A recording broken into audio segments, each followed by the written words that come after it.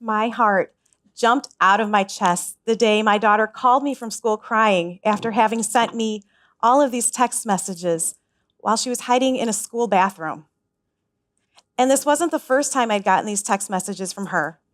My daughter has multiple learning disabilities and ADHD, and she spent a lot of time in junior high hiding so that she didn't have to go back to class. It was when my daughter was in kindergarten that I noticed that something may be wrong, but I was hoping as she went through school that she would catch up.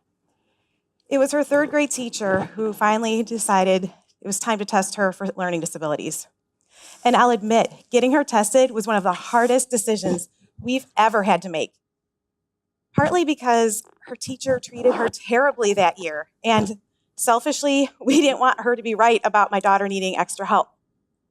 But mostly because you never want to find out that something is wrong with your child.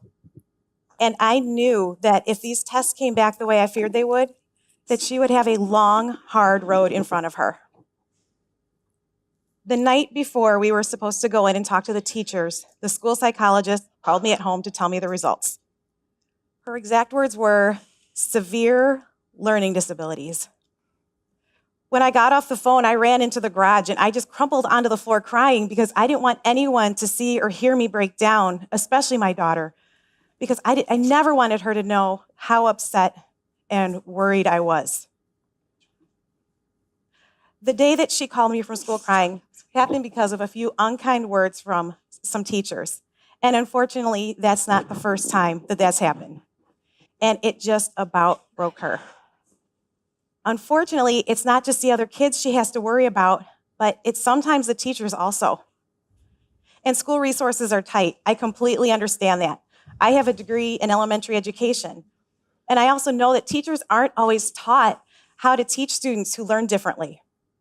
In fact, recently I found my special education class binder from college, and in it had just one sentence about dyslexia.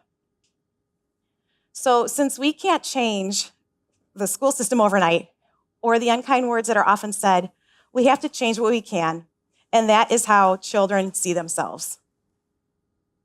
I want my daughter to see the gifts of her learning disabilities.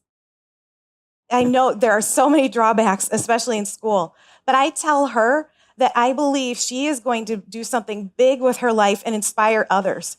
We're not given challenges like this if we're not meant to do something bigger. And I can tell you exactly why. In January 1982, I began complaining of back and arm pain. And a few days later, I collapsed when I picked up my cat. And that's when my parents knew it was time to call the doctor. So he wasn't sure what I had at first, but he knew it was serious. And he sent us straight to a hospital in Chicago and said, there is no time to go home and pack. So it was in that hospital in 1982, just 2 weeks before my 7th birthday, that I was diagnosed with leukemia. And a large part of my childhood was then spent in and out of the hospital, missing school, which was okay, missing all the fun slumber parties, and then the not so fun side effects from the chemo. But if I ever looked back at that painful time and thought, why me? Yes, of course I have, many times. But I never had a doubt that it was for a reason. And one of the things it did was perfectly prepare me so that I could help my daughter on her own journey.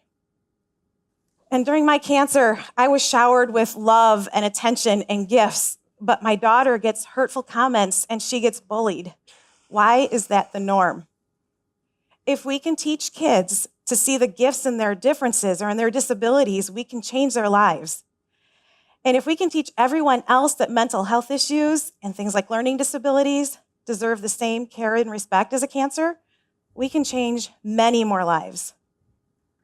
And trust me, my daughter hates talking about her learning disabilities. So what I've done is I've put a frame in her room with a list of names of people that she's heard of that have learning disabilities. So people like Steve Jobs, Richard Branson, and Albert Einstein, and Walt Disney, just to name a few. There are so many amazing people. And I want her to look at that list every single day and wonder what this world would be missing if we all thought and learned in the same way. We may think our children aren't listening, but I can tell you they are. So we need to keep talking. because just a few months ago, my daughter wrote this poem. What are you supposed to do when you're in school struggling coping? Do you just sit there and take the criticism and keep on hoping? Walk into school and all I hear is all their hateful words. All this hate and sorrow is hitting me in herds. Can't seem to find the light that's shining within, so I tried to stick positive thoughts in my head like a pin. I get put in a different room to take all my tests, but when I come back, they look at me like I'm different from all the rest. Why do people only accept you if you're pretty or smart? What happened to being judged off the size of your heart?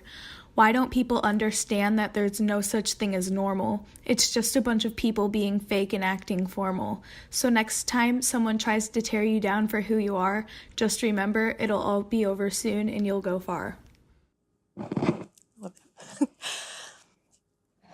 Healing is an ongoing process that we all have a responsibility to support. By you sharing your story and your struggles, you give us all the opportunity to help and to connect and to heal. Thank you.